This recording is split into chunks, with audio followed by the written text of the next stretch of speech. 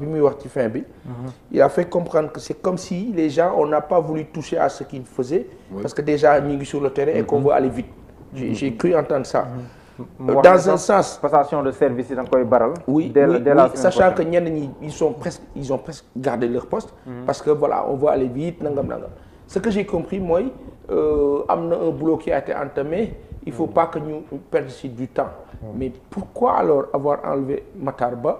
C'est une question. On ne sait pas. Parfois aussi il y a des réalités qu'on saurait maîtriser à l'interne. À 3 mois de la Coupe du Monde. À 3 mois de la Coupe du Monde. À 3 mois de la Coupe du Monde, le ministère des Sports qu'on change question la sachant que fu ñu mënoon nañ changer feneen ak feneen fu dul forcément foofu. Et encore nga teg fa encore nga teg fa l'une des meilleures réussites de ce gouvernement. nga teg fa ka nga xam ni en matière de sport. reste à xamaluñ voir ko ci dara. Bon avec le président Sall malheureusement il est toujours imprévisible hélas je suis attristé de le dire mais presque toujours dans le mauvais sens et ça pose problème nañ ko ñaanal yàlla lii fi des leen fi dese mu rafet rek parce que à la limite qu'est-ce qu'on peut dire d'autre si ce n'est yàlla na rafet li fi des li ci des yàlla na rafet rek yàlla na rafet xam nga parce que concrètement quand vous avez 15 ministres en Allemagne pour une population de 89 millions d'habitants li ma sama xarit bi di fàttali vous avez une trentaine de ministres pour la France 65 millions d'habitants voire 70 su ma juumul États-Unis 52 États même pas 20 ministres su ma juumul gars yi benn instant sans compter secrétaire d'État ou ministre d'État directeur de cabinet tout le après la présidence qui nous coûte quoi plus de 80 milliards de budget plus donc l'État nous coûte cher. Trop cher et ça je ne sais pas pourquoi ça ne change pas pourquoi suñu nguur yi mënuñu changer loolu. vous prenez un ministre de l'Intérieur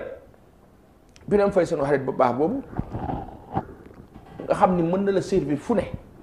ci wàllu xam-xam mën nga ko utiliser fu ne mais vous en faites le ministre rattaché au ministre de l'Intérieur pour la proximité qu'est-ce que ça veut dire alors que le ministre la sécurité publique elle est là pour ça. jox ko ay prérogatives pour mu mun faire face. Peut-être bon on va faire revenir la police municipale dans un sens peut-être parce que mu ngi gérer ASPI je vais pas dire make sense on ne peut pas être prétentieux à ce point mais c'est des choses qui posent problème parce que ça va encore nous coûter alors que c'est des gens yoo xam ni mais l'un dans l'autre mais teggil ministre bi fa nekkoon bu dee da nga jël décision teg fa keneen bon ñoom ñoo xam ils ont leur raison mais une chose est certaine le peuple là sénégalais là il n'a pas le temps de souffrir encore plus que li ñuy dund et pour autant on ne peut pas les gens ne peuvent pas comme ça nekk dans cette logique là où ça n'arrête pas on continue monsieur Ba Amadou